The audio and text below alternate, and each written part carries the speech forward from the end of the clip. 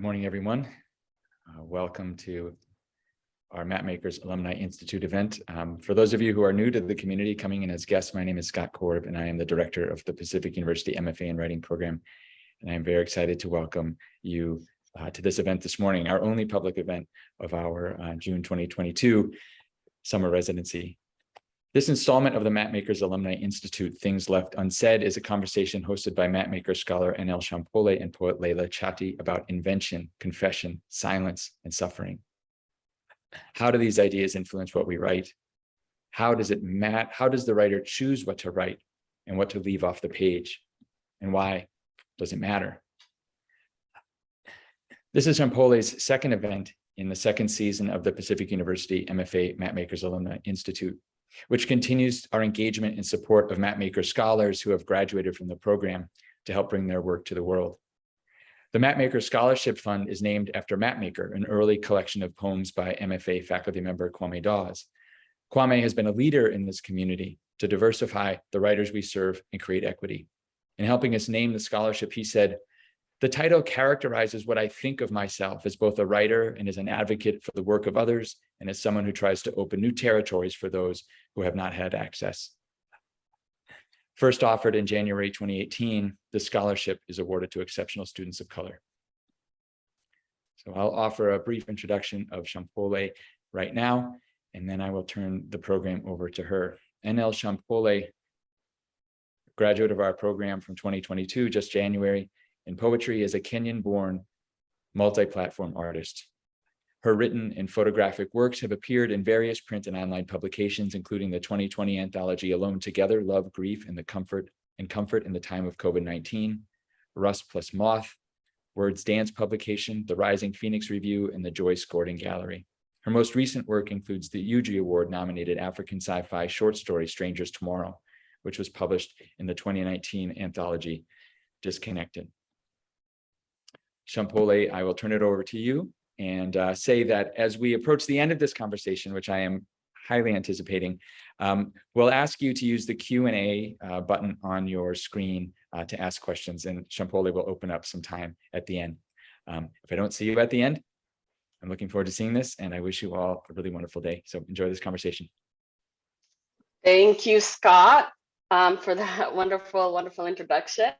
And thank you, everyone, for joining us today. I'll begin with a short introduction of Layla, and then I will read a couple of poems, and then we'll jump into poem readings by Layla from a chapbook she's worked on, and then her full-length collection. And then we'll have questions, and then you guys can always send in your questions, and I'll make time for that at the end. So here we go. Leila Chatti was born in 1990 in Oakland, California. A Tunisian-American dual citizen, she has lived in the United States, Tunisia, and Southern France. She is the author of the debut full-length collection, Delage, from Copper Canyon Press 2020, winner of the 2021 Levy's Reading Prize, and the 2021 Luce Prize for African Poetry. Layla is longlisted for the 2021 PEN Open Book Award and the chapbook Ebb from New Generation African Poets, and Tunisia Amrikia, the 2017 editor selection from Bull City Press. Layla holds a BA from Residential College in the Arts and Humanities at Michigan State University and an MFA from North Carolina State University, where she was awarded the Academy of American Poets Prize. She currently serves as a consulting poetry editor at Riley Review and teaches at the University of Wisconsin-Madison, where she's the Mendota Lecturer in Poetry. Thank you so much, Layla, for joining me. I'm looking forward to our conversation today. I will begin with reading 4 poems, most of which are new, and then we'll jump into Layla's work. So here goes the first poem, Lost and Found, a Disappearance. Woman is last seen snarling, sternum unhinged, a rainstorm clenched between her teeth. Woman last seen floating in the belly of the Niagara, bloated and bereft of mercy. Woman last seen ablaze, splintering in the unexpected heat of an immolation. Woman last seen feral, anguish propelling her into flight. This is a record of her undoing. Woman lasts in with rapids unfurling in her throat. Sometimes the roar ruptures the quiet indigo of morning. And then this next poem is titled February. It's still pretty new, and it came out of thinking about the last 2 years of lockdown and the pandemic and all the deaths. So this is February. We are no longer who we were all those years ago. News of your passing arrives on a rain-drenched Wednesday, and train stations leap to mind, passengers lined up like phantoms on the boarding platform, their faces swallowed up by fog. A riptide like the raw edge of a wound cuts through me, and though we haven't spoken in years, I hope those you left behind find solace. It is February, and I must admit, I am rattled by how often death hijacks our lives now. How shock creeps in, vines strangling old St. Martin's Cathedral, songbirds shivering in the shadows beneath the eaves. I am tired of the funerals, the onslaught of grief, all of it on repeat, the endless loop of an eclipse captured on video, a darkness devouring the sun in slow motion. The next poem I will read is one from my thesis, and it is part of my Birdwatcher series. And this one is titled The Birdwatcher's Wife Learns How to Speak, and this is number 2 in the series.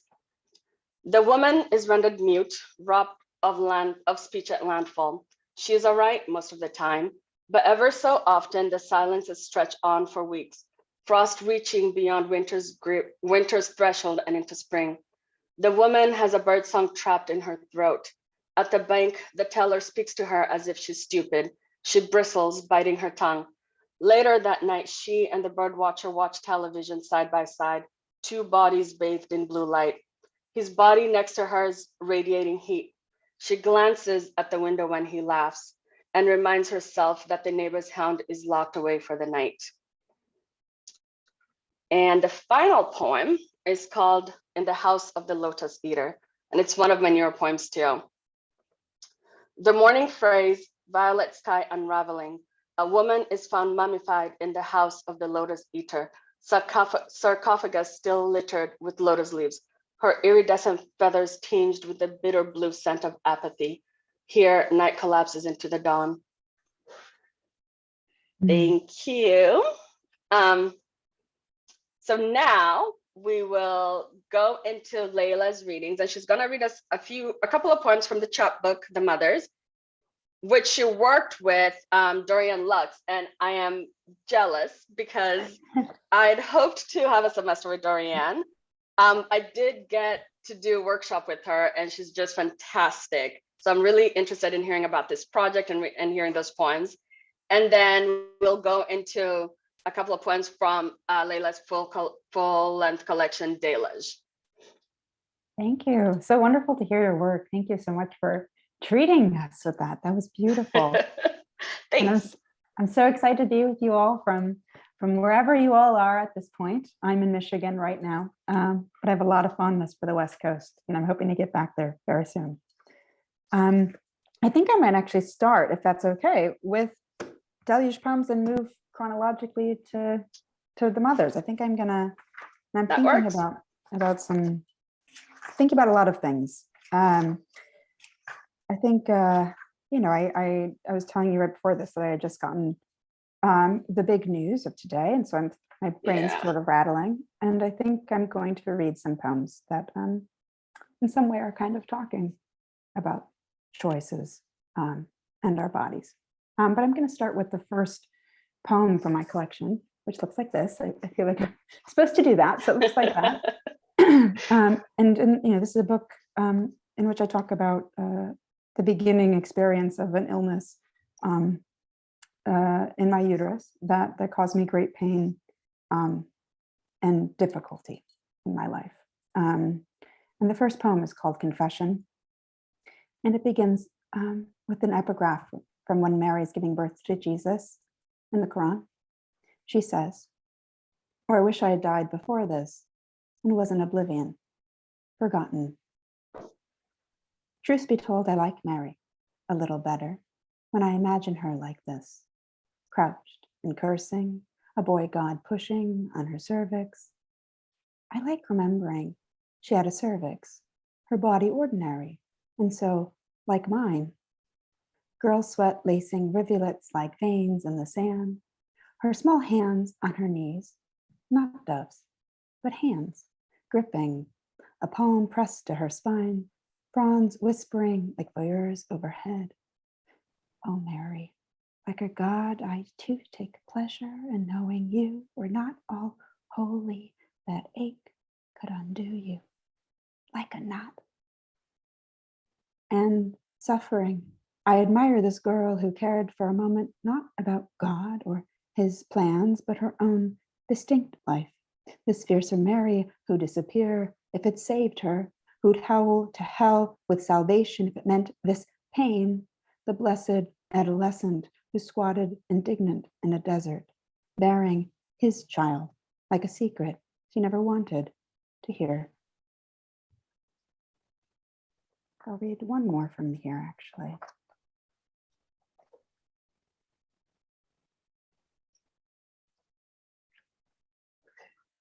Annunciation.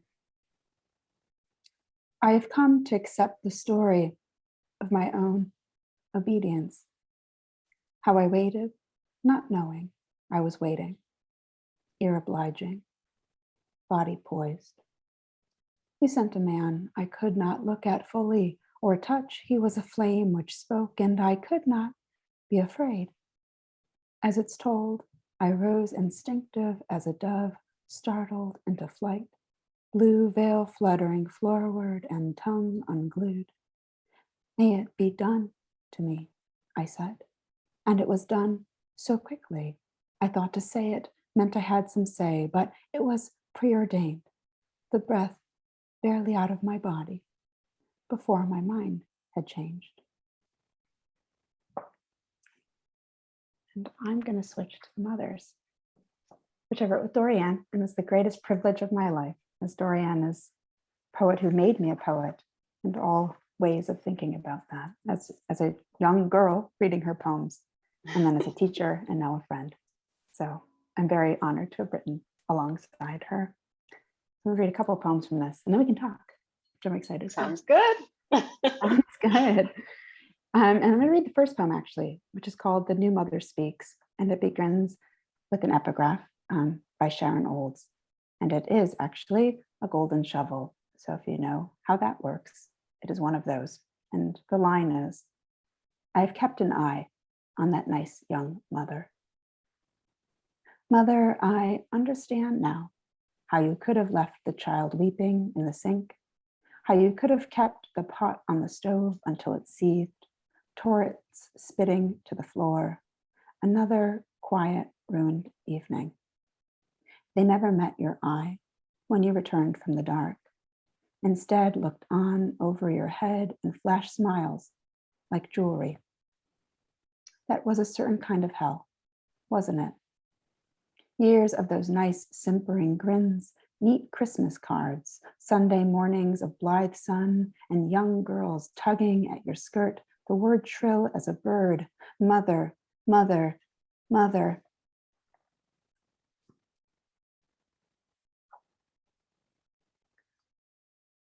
Pearl Ghazal. My mother's mother was named for a bright shining. My mother, a pearl. Myself, dark floor of heaven across which the moon rolls, like a pearl. As a child, I tried to die. The school called my mother, and my mother called me to say, sometimes I wish you had never been born. Before I was born, I was a pearl in my mother's pocket. I tried to imagine what it was like to be inside my mother, inside her mother, try to see myself in the girl flashing pearly whites in a sepia photograph in the last year of her 20s. Imagine myself part of some light shining through her, the layer beneath the layer of the pearl that makes it glow. My grandmother was born in June, like me, twin Geminis 55 years apart. Our birthstone, pearl, which is not a stone, but a gem, queen of them, once valued beyond measure, and the parable of the pearl of great price. Heaven is the pearl for which the merchant trades all else to attain. Mami is a Japanese unit of weight, 3.75 grams, used to value loose or stringed pearls, pronounced mami. Perhaps foolishly, I've assumed, because I was born first, my mother wanted me. Wise enough, never asked. A pearl is made in defense against an irritant, a parasite or fragment invading the mollusk's soft center. Mother of pearl is named such for a root of mother, mater, means sediment, dregs, filth. Briefly, I mothered. What I made dropped from me like pearls from a strand cut. Before my mother was my mother, her hair was black as Cleopatra's, clever woman who dropped her pearl earring into vinegar and swallowed its sediment for a bet. I am the mother of no one ever born. My no one was due in June. Eve, the first mother, wept pearls when she was cast from heaven. My mother never wept in front of me, was never soft, hardened early. She lost her mother like a pearl earring as a teen. Hardly had one before that. Despair for weeks, years, then snow glittered in the yard like crushed pearls. As a girl, I asked my mother where her mother was. My mother turned to look at me, her look blank as the face of a pearl, which never ends. Hard as my mother is, I've always wanted her life to be easier, so mine might be. Grief is an heirloom, a rope of pearls handed down. Oh, girls, where were your mothers? I am a woman now trying to live. For weeks, years, my daughter, my mother, I treasure my little pearl of foolishness, the belief I may be different, may survive the dark as my mother's hair, may string a life of days like pearls, hoard them preciously. Margaret, are you grieving? Hurt shines on both sides, like heaven. I call my mother. All day, the sky comes down, leaves on the window, pearls. And so I'll finish the real one with one more. Does that seem okay, or should I finish? I can finish. Finish. Okay, let's do it. Okay. Yeah. So this poem is called Trying. When I see the article about the polar bears wandering into Russian homes, I leave it open unread for a week and consider this trying. Because I am trying to be honest, I can't say I am doing my best or even trying my best, but at the very least, at my very worst, I'm trying. I wake up and this is trying, by which I mean I am sad and yet participate in the requisite functions of my life, usually without audible complaint or demonstrative suffering, trying for others' benefit to be polite, or trying to be honest because I'm embarrassed to be suffering. But I also mean this, that I am sad and it is difficult, a trial, a circumstance that tries my patience. This sadness is so annoying. I'm so sad, it drives me crazy. Like everyone else, I try to do the dishes, to remember birthdays, not to pick at my degenerate skin. Because I am female, I try to fulfill domestic labors, like cleaning out the fridge and unreciprocated kindness. I try to improve my appearance without making it evident I care about my appearance. I try to care about the right things while making it clear I am still trying with my appearance so that men might consider fucking me. And I should consider this privately the measure of my worth. And because I'm American, I try to keep up with the crisis de l'heure, with domestic politics and public displays of rage. I try to be productive. I try to remember reusable bags for my produce, to reduce my footprint, to check pronouns and my privilege. I try to do my part to cause little harm, but because I am alive, harm comes with the territory. The territory upon which I rent is stolen, the city gentrified, and all year an unseasonable heat that I, minor accomplice, have to try very hard not to delight in. Short sleeves in February, sweating through Halloween. I admit it, for no defensible reason, I still eat meat, still drive on occasion to the CVS down the street. I've been known to tell a joke that verges on mean. I'm trying, I mean it, to be good in a way that is not covertly gendered or self-serving, to be accountable, to practice virtue without announcement, to make at least half as good what I leave is how I found it. Trying for you, ink blot, mirage, standing in the artificial dawn on cold tile, golden dew on a stick. First snow, pawing at the window to get in. Thank you. Gorgeous, gorgeous work. Thank you. Oh, wow. Just a few thoughts that came up as you're reading. The first is just that connection between like sediment, filth, but also soil. And like the way a pearl is kind of made by like layers and like addition of sediment over time, and it becomes this whole beautiful thing. Yeah. I love that. And then the trying actually made me think of an Ellen Bass line that has been on my mind since I read this poem. So like maybe a year and a half, 2 years. Oh, wow. And it's the line is everything you do will cause harm. And I'm sure I'm butchering it, but everything you do will cause harm.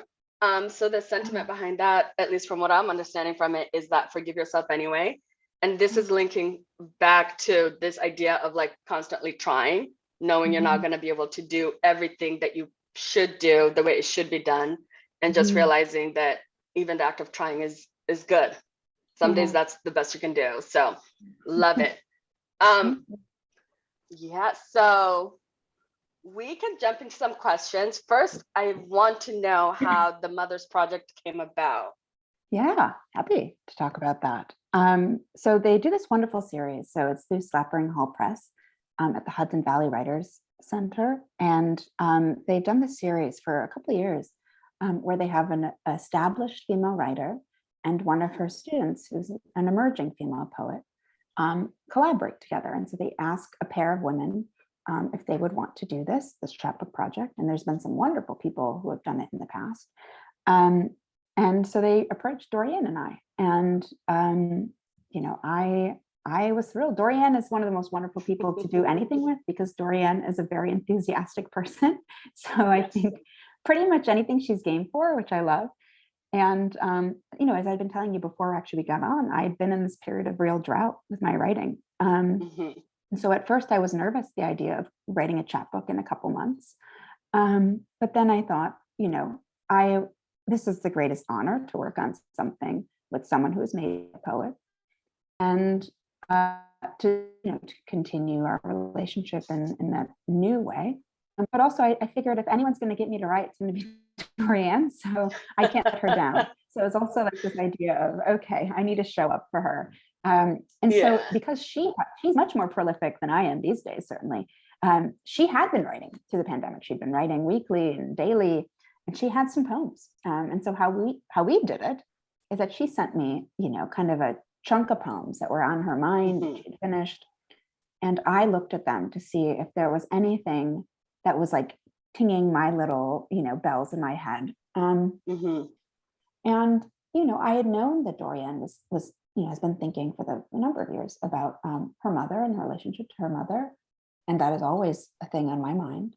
And at the point of my life right now, I've been thinking a lot about motherhood. And so it just sort of leapt out to me that there was all these poems that were talking about what it is to be a mother, talking about our mothers, our role as mothers, and our role as daughters, which I think is also very important in that relationship. And I just thought, okay, like here's the heart that I see there. Let me try and write back to you. So I wrote really most of these poems in response, kind of having read her poems and then thinking about, well, what am I thinking about? So the poems themselves were written, you know, discreetly, I guess, like in our own space, but certainly were influenced like mine very much so, by what she had written about. Yeah. And then discussed, you know, a lot about how we're going to do this. How do we want to put this together? How are we thinking about this? Yeah. That's awesome. My first collaborative anything. I loved it. Yeah. Oh, nice. Good. I know it's hard sometimes. And I think especially for writing, because it can be very much a solo pursuit. Just like that idea of collaborating with someone and then making space and room to see someone's work, but also making space and room for yourself to do things the way you do. Yes. I think that's pretty cool. It's a trust relationship. I don't think there's like just anybody that I could collaborate with, but this has shown me that I can do it. And so I look forward to hopefully future adventures, future projects. And an awesome first collaboration, like the awesome partner for a first collaboration too. I mean, she kind of ruined me for everyone else, I think. Yeah, it's like everyone else. Like, okay. Yeah, it's a high bar. Okay, so as speaking of mothers, a figure that really appears a lot in your poetry is Mary, who I think is a very fascinating figure. And lately, I've been thinking more about how she appears outside of religion, because I feel she is a figure that is also referenced like in secular conversation, and she's kind of jumped that divide between religion and really shapes a lot of just regular culture across the world. So I just want to hear your thoughts about Mary, about motherhood. You touched a little bit all the way back to like Eve as the first mother. So yeah, I'd like to hear your thoughts on that. Yeah, I have a lot of thoughts. You know, so I was raised Muslim and quite strictly Muslim. My mother, though, is Catholic. And so even though I was at Sunday school learning, you know, all the scripture and things like that, there was this ghost faith that kind of existed, you know, in the periphery. My mother had gone to Catholic school her whole life. It was very much a part of her worldview. And so it came into the mythology just kind of in the air at my house. And so, you know, when I would go to see my aunts, for example, who were very Catholic, there would be all this Mary iconography, right? There'd be these portraits and, you know, all these things. And I loved that because it's explicitly forbidden in Islam. And like any, you know, teen girl, adolescent, I was very interested in everything that was forbidden. And so I liked, you know, Mary. I didn't really care. Jesus was very gory most of the time, so that kind of was a turn off. But, you know, Mary looked always radiant and powerful and interesting. And in my Sunday school classes, Mary was the only woman we ever talked about, because Mary is the only woman named in the Quran and has a, you know, pretty substantial role there. So being in the Sunday school class of all women, because we're segregated by gender, but only ever speaking about one woman, Mary, you know, really gave her a lot of importance to me as a young person. So I just, you know, it's kind of like when you play a video game. I was one of those kids that played video games. And there would be all these male characters, and there's the one female character that you could pick. And it's like, okay, well, I'm picking that one because it's the only girl. So kind of my first interest in Mary came, was like, okay, I got to root for somebody. I'll root for Mary. But not long after was when I became sick. And at the time they thought that it was a cancer that would be very, very lethal. And so I was, you know, having to return to scripture in a very new way to think about, you know, mortality, and also thinking about punishment. That was big on my mind. And I found myself approaching the story of Mary as these doctors were talking about my fertility and things like that. Because Mary, of course, was this huge figure of fertility, and I'd never really thought much about that before. And sitting with her story, and, you know, reading all sorts of, you know, scripture, but also then the Apocrypha and all these things that like outside of the story, the other sort of versions, piecing together all these narratives, you know, I started to really think about what it would have been like to be Mary, and feeling that we had been placed in these kind of oppositional placements by God or by society or by whatever.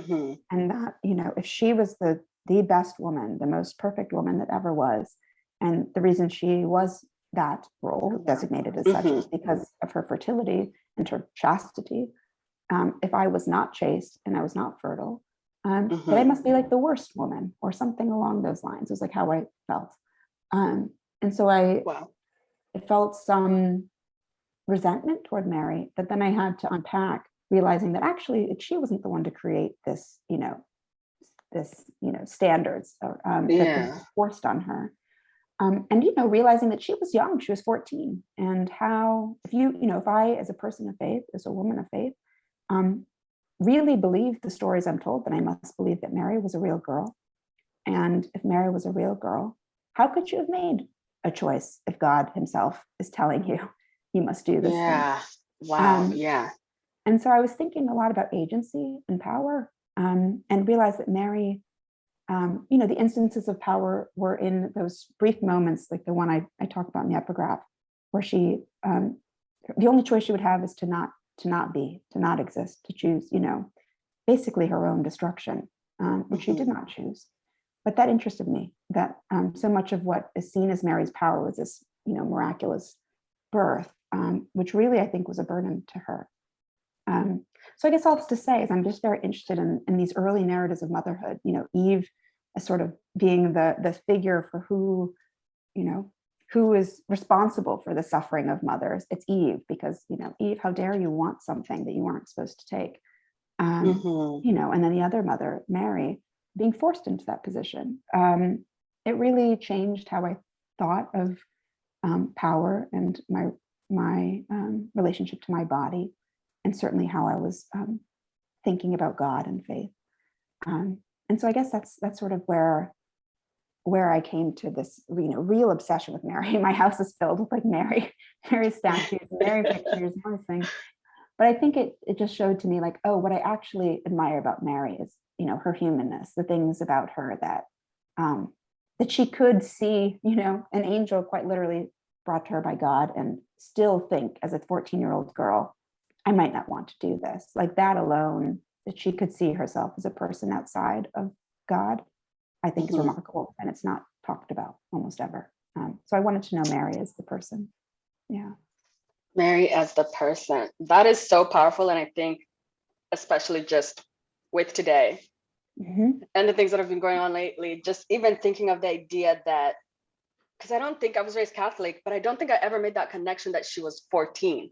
And just thinking about being a mother and not really having a choice about it at 14 is just sort of horrific to think about.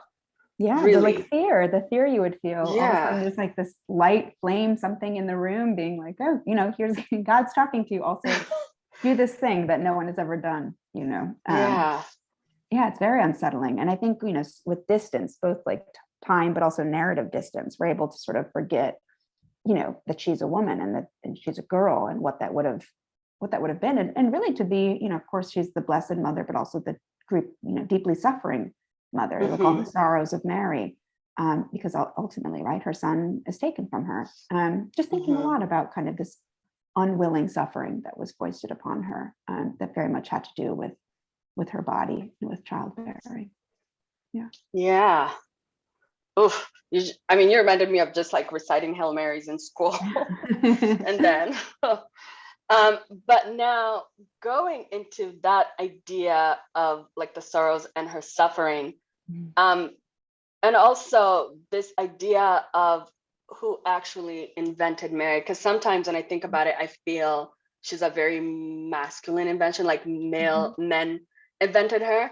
Yeah. And so my question is,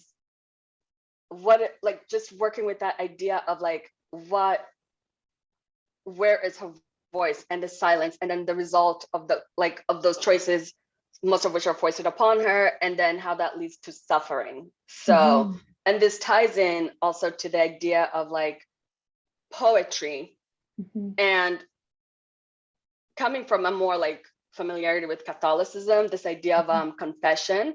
Yes. And then, because there's a power in confession a little bit, like you get to unburden yourself of the sins you think you've committed, right?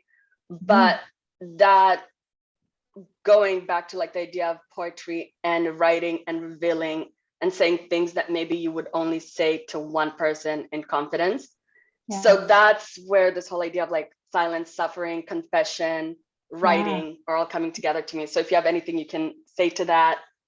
Yeah, I always was so fascinated by confession, even though, I'm not Catholic, but I've been in a lot of Catholic spaces and certainly rituals and things. As my family is Catholic and in varying parts of their life, there's been services and things like that that I would be in. But confession, of course, is not one of them because I'm not Catholic. And I always really wanted to go. And I think that's interesting. I think that says a lot about me probably. But this idea of like, oh, if you just tell your story, you can unburden yourself and you can be good again. Like that was so interesting because it is not that way in Islam, but we do have a similar, I guess, in a way, in terms of thinking about language and unburdening, is that, there's this book in Islam that all of your sins are written and all of your deeds. On one side are your good deeds, one side are your bad deeds, and it starts being written the day you hit puberty. So for a woman, the day of her first menarche, her period.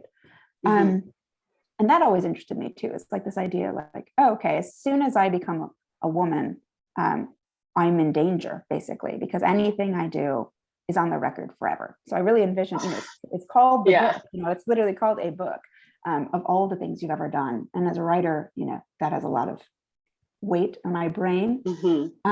But it's sort of like, it's like a catalog, right? Where it's like, the more good things you do, the more it cancels out the bad things. So you might as well just fill up with good things.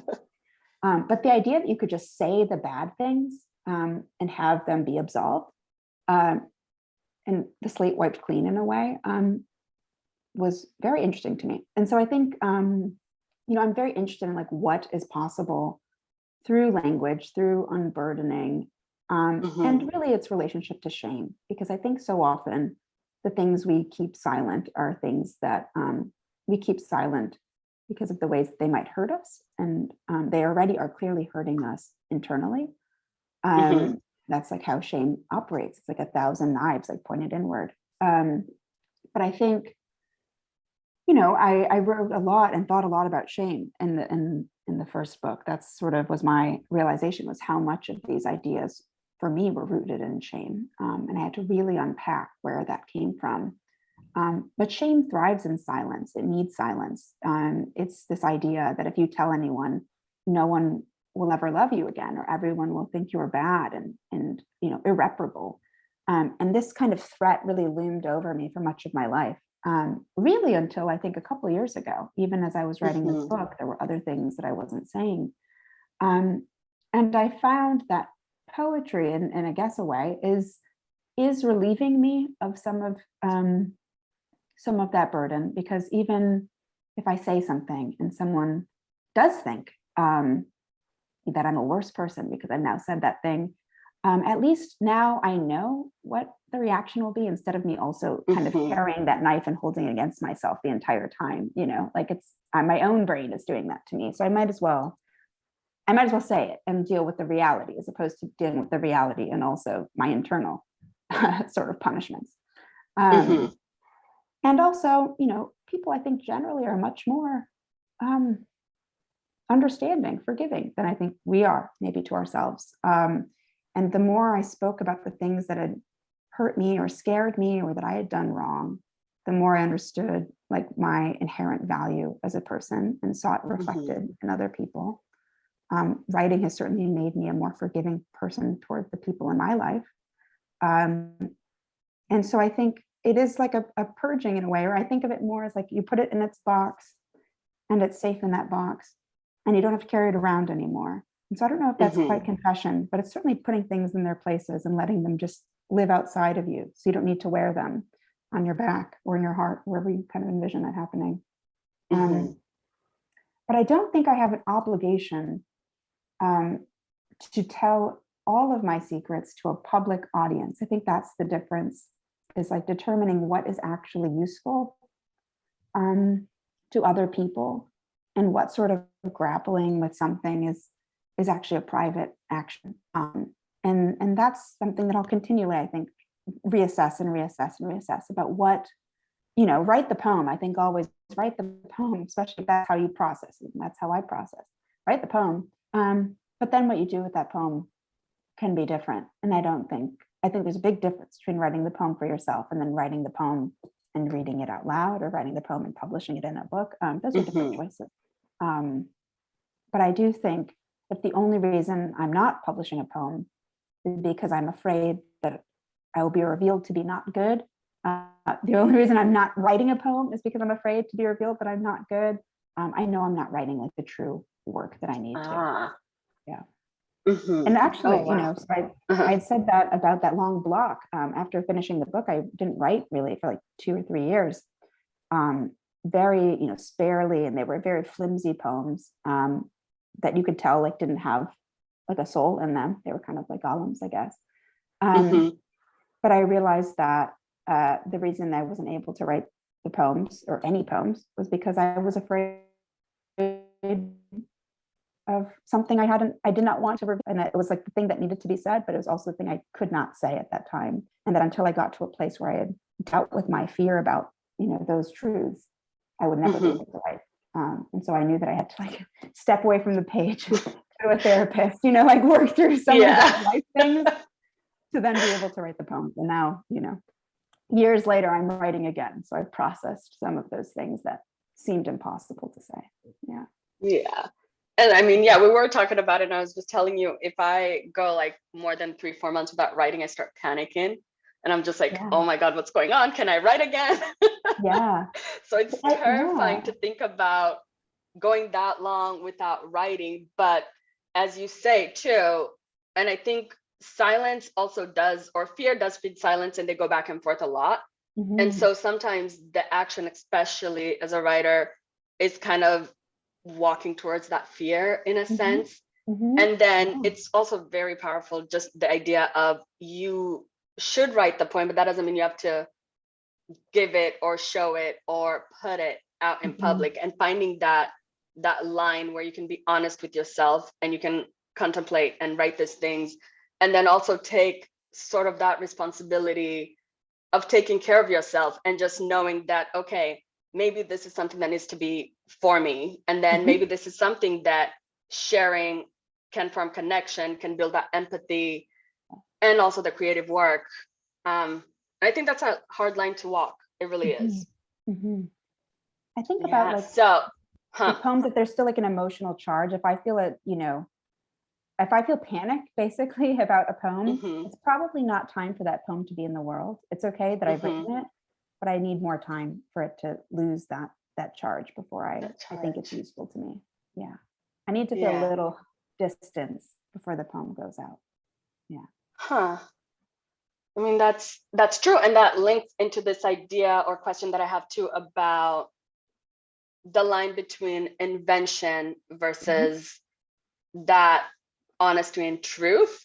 And part of this comes from the fact that my work tends to be to walk the line between like mythology and fairy tales a lot, but I'm always trying to find like the truth of it. So a line might not be necessarily a fact, but it is the truth, and finding that. And so I want to ask you about like how you navigate that with your own work, and it's because a lot of your work is very personal, but how do you walk that line between room to invent on page as an artist, as a writer, and then also navigating that like being honest too, if that makes sense? That's a great question. I remember I just taught at Kenyon last week, the Kenyon College down in Ohio. And I remember I was thinking about, because I was there as faculty, but 7 years prior, I'd been there as a student. And sitting in the cafeteria reminded me of a conversation I had with a wonderful nonfiction writer, but she had asked if I ever was interested in writing nonfiction. And I said, absolutely not, nonfiction's terrifying. I was, because I said, at least you could say the speaker with poetry. And that putting it all onto this, this imaginary speaker, it was enough for me to be able to see a difference. Even though, I mean, I don't think there's a single person on this planet who's read my work that thinks that speaker is not me, and they're not wrong, right? The speaker is me. And that's fine. But something about knowing I have that in my back pocket, just in case, like, I don't know, imagine like the police showing up and they're like, is this you? And I'm like, no. So I think it's a speaker. Read them. I think even in the front matter, something that's like, this is not, it's a work of fiction or something. For myself, I tend to stick very, very close to the truth and the facts. But I mean, identical to the truth and certainly close to the facts. The facts, right? I consider things like it happened on this day. This, this exactly. whatever. those things, Yes. less important in the scheme of things, but certainly the emotional truth, the narrative truth, those kind of things. I try to, I think that I'm failing actually if I veer away from those. But yeah, I think that I would love to be a fiction writer, and I just am too self-obsessed, I think. I mean, truly, I think that I have all these things about my life that I'm like so fascinated by that I need to work through before I can start making things up. So I have like this long laundry list, and then maybe after that I'll start doing some other stuff. But it's for my purposes of like needing to understand my life. That means I really try to get as close as possible to what happened, so that I can do is, I can see it as if I'm like looking, through a magnifying glass or telescope backwards or something, and I can replay what happened and investigate it. But that said, so I do write very close to my life, but I'm also a deeply private person. If you're interested in astrology, it might be useful to know that I'm a Scorpio rising. And so I'm very secretive. And I think I do this kind of maneuver where I'm like, okay, here's like one crumb of information. Everyone look over here. Whereas I like move my entire life, to like over there. That's kind of how I live. And I've always lived that way. And I'm trying to do a little, like balance it a little more, maybe like 10% transparency and like 90% hidden. But it's hard for me. And so I think it was surprising to some people when I started publishing work, friends of mine from childhood, because I was always private. And suddenly I was saying things about my life. But I think that the reason I can see a difference there in writing versus speaking is that in writing, I have control, right, over like how much, quite literally down to the word, like how much language did I give it? Whereas speaking, I can go on talking, unfortunately, for a long time, and something might slip out that I didn't intend. But by the time a poem's in the world, I really like eyed every word. And so that has helped the control, the time that it takes between writing and having it be seen. I think about also like what I'm ready to have revealed. There's some subjects that I would have thought a couple of years ago, even I would never write about, that now I'm ready to write about. So there's like a staggering of what I feel open to writing about.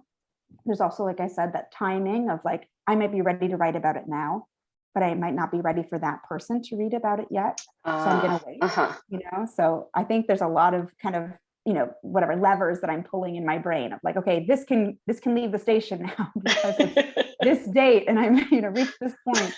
There's other things like, in the backlogs or something to be held until, open after 2030 or something. But also, similar to you, as you'd said about like fairy tales and myths and things like that, persona is such a gift. It's much easier to say this character felt this instead of saying I feel this, even if it's very clear that I've chosen this character because I'm like that character. But that has been for some of the hardest things I've ever written about. What I feel it opens me up to say the things that I probably need to say, but if I were to name myself as the speaker of the poem, I would hold myself back from. So even just knowing, like titling the poem with the name of the speaker, it's in every poem I think there's a surprise you get to, right? Where you're writing and suddenly you reveal something that you didn't know at the beginning of the poem, that the poem has brought out of you and taught you. But I think in those kind of poems that are dealing with difficult territory, persona helps kind of pull out that safety brake that will go down if it's like under my name, so I'll actually hit the surprise, or else I feel myself, pumping the brakes. Kind of shutting. Yes. So persona helps. Yeah. Wow. I agree. I definitely agree. And I like that idea of like being able to say it was a speaker. It wasn't necessarily me. I really like that idea. I'm going to use that. So we have about 8 minutes and I'm going to see if we have questions. We can open it up to that. I know we basically have to stop right at 10 because there's things to do. So if you have questions, I will send them in and I'll be reading them. And the first that we have here is from Deborah Palmer. And the question is, as you've written your emotional truth, did anger show up among the emotions, or was anger a dominant emotion? What did you do with that as you went to the page, and how did you work with the anger if it showed up? Oh, I know. you're seeing right through me. Truthfully, a lot of the, if I were to name, when Inside Out came out, that movie, the Pixar movie about all the emotions Yes. in the brain, right? Uh-huh. I asked my fiance which he was, right? And then he asked me which one I was. And I knew immediately, I'm anger. Like, that's my dominant emotion. And it took some time and some therapy to realize that with most things I would react to with anger. So like that, if something bad happened, I would be angry, and then it would take time to realize, oh, actually what you feel is sad, but you're patching over it with anger. That anger feels the more safe emotion. Fear, I would react with anger. Like almost everything that was unpleasant, my first reaction is anger. And so because I think that is very much at odds with my values, but also how I think I operate in the world, it's been like a private shame of me being an angry person, or one who feels anger. I've been thinking a lot about it, because anger is there. It is there when I write. It's there when I'm going about my life. I've been trying to write, directly at anger, trying to do a kind of an excavation of my relationship to anger. But part of it, when it comes up in my work, because I know this about myself, because I know if I'm sad, it's going to show up as anger. If I'm afraid, it's going to show up as anger. If I'm nervous, anger, basically even happy sometimes, anger, so like, because I know that anger is there, it's more of an investigation to sort of be like, thank you, anger. I see you're there. Let me take you over here and let's have a talk about what's actually underneath you. What are you trying to bring to me? And so, for example, when I'm writing poems about difficult relationships with people in my life, anger is the reflex. But I also know a poem written in revenge is not it's not the good poem, and it's not the true poem, because everything's complicated. And if I feel myself leaning too far into anger, and that's the impulse, I'm not doing enough work to really look at myself in that dynamic, and also look at all of the considerations of what's happening. So I find that if a poem is written and it's entirely angry, I need to sit with it actually a bit more. I haven't really discovered beyond the surface. It's as if anger is like a plaque or something that I need to chip away. Yeah. But I do think anger is not an emotion that needs to be eradicated. I just know in my life, it frequently is there to show something else. And so when it is there because it's there, and it really is anger, I let it be there. But if it's there because it's a mask that I feel comfortable in, I know to keep pushing. I think would be my answer to that. Keep digging. That also makes me think, though, about the idea of anger as sort of a defense. And I think especially for women, there's often this feeling that you don't have as much, that you can, many ways to defend yourself. And I think anger can pop up a lot as this first defensive action before you actually have time to figure out what's going on. And it's like the safety first thing, and then maybe figure out, okay, why am I angry, or what was that about, sort of situation. Absolutely. And I do think like a tool, in terms of practical tool, is I journal. That's a big part for me. So before really I write any poems, I'm usually journaling, and that helps to, work through that kind of surface level thought of, quite literally, here's what I feel, here's what might have triggered that feeling, here are the facts of the situation, and then kind of doing like almost like diagramming to see like, is this true? Yes or no? Like, what is actually underneath this? Okay, here we go. Let's look at that. And doing that pre-work then helps me come to the poem page without having to necessarily carry all of that. I've already kind of cleaned the slate to then go with like a deeper understanding of what I'm talking about. So I'm a big fan of a journal. I love a journal. Yeah. I'm envious a little bit of people who can journal. I have such a hard time with it. But I've tried it, and it does work. It does work. But I tend to do it for like a couple of weeks, and then I'll kind of fall off. And then usually when I'm feeling like maybe I'm not being able to write, then I'll try it again. Almost always it works, but just that consistency. Yeah, I love it. I don't know. It's been my gut. I've done it since I was a child. So it feels like that has been a lifeline through my whole life, which I I don't know what I would do without it, honestly. Without it. Terrifying. So we have 3 minutes. So I'll ask one final question. So this one is from Roni Vopla, and it's Layla. In your recent project, how did you navigate critique between you and Dorian? That's an easy question, because easy answer is that there was no critique. So we really trust each other. You know, I've learned well from Dorian. So, you know, I would send her poems only when they were finished. And she, I think, trusted, I hope, well, trusted that they were done too. And same with her. The main thing that we actually talked about was more order and kind of thinking about how do we tell a narrative through these very different, you know, poems and very different voices. How do we arrange those? So that was more the conversation, but not necessarily on the poem level, which is quite nice to have reached. That is a nice feeling. Yeah. Yeah. I don't think it's the case with everyone, right? Like, I think if I were to collaborate with someone else, then there would be more of a, you know, in the meat of the poems sort of conversation. But yeah, that didn't happen for us. Yeah. Awesome. Well, it is time to wrap up. So thank you very much for doing this with me. Thank you everyone for showing up and for the questions. I know there's a couple we didn't get to, but we have such a tight window. So I'll let everyone go. Thank you again, and thank you, Scott, and the Mapmakers project. Thank you. This is wonderful to be here. I love this conversation. It's a great way to start. I did too. It was great. Yeah. Thank you. And thank you for your poems. It was beautiful to hear those. Thank you. Thank you. I'm getting more comfortable reading my poetry. It's been my battle through the whole 2 years, just getting more comfortable reading my work. But yeah, thank you. I appreciate that. Absolutely. Wonderful. Yay. And what's next for you? I mean, I don't know if I can talk to you for a second before you. Yeah. What's next in terms of work, or in terms of like just life in general?